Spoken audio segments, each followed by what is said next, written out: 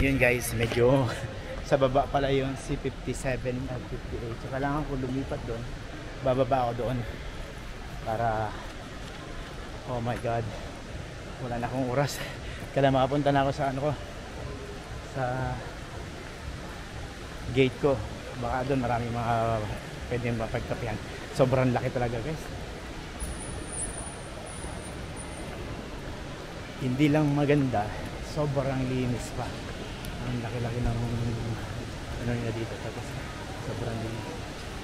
Tapos ang dami natin mga kababayan Pilipino na nagtatrabaho dito guys. Nakakatuwa. Nakakatuwa, no? Ibang level talaga yung mga kababayan natin mga Pilipino. Talagang kahit sa iba to, pwede sila. So tingnan natin kung tama ba ako. So dito tayo C50, 57, okay, no? 58. Oh my god.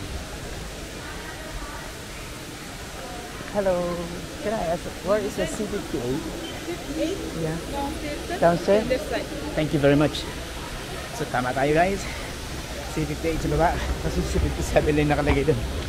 Yeah, yan, ganda guys, oh. Oh my goodness.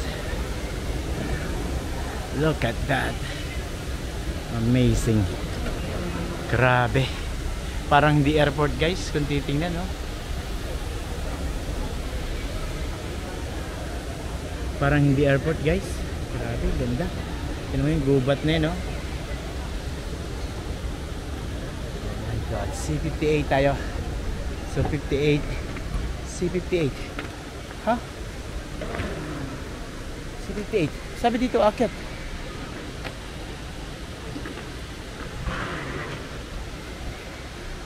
Ah, wag naman saan.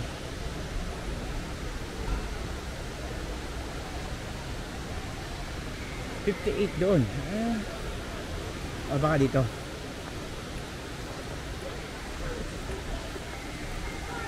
Wala na dyan.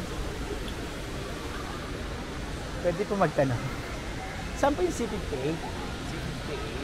Kasi napasok sa ano? Okay, salamat. Thank you. Yan, kababayan natin guys.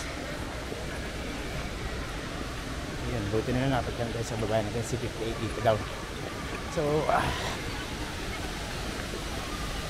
ang ganda talaga dito guys. Salikod ako ng garden. Ando dito na ako kanina, kaya lang nasa taas ako. So ito, C57, C58 dito. So, hey ya, turn 10.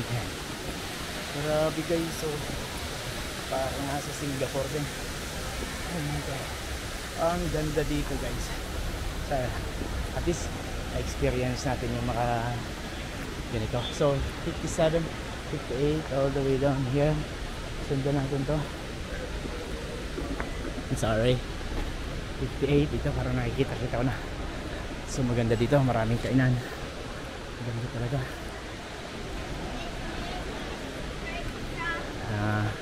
50 to 65. So yan, malapit na tayo. So pag nakita natin yung gate natin, pwede na tayo mag ano. Pag nakita natin yung gate natin, pwede na tayong kumain. Okay, diretso lang tayo sa dulo. Nalampasan na natin yung parang garden, ang ganda. So 55 to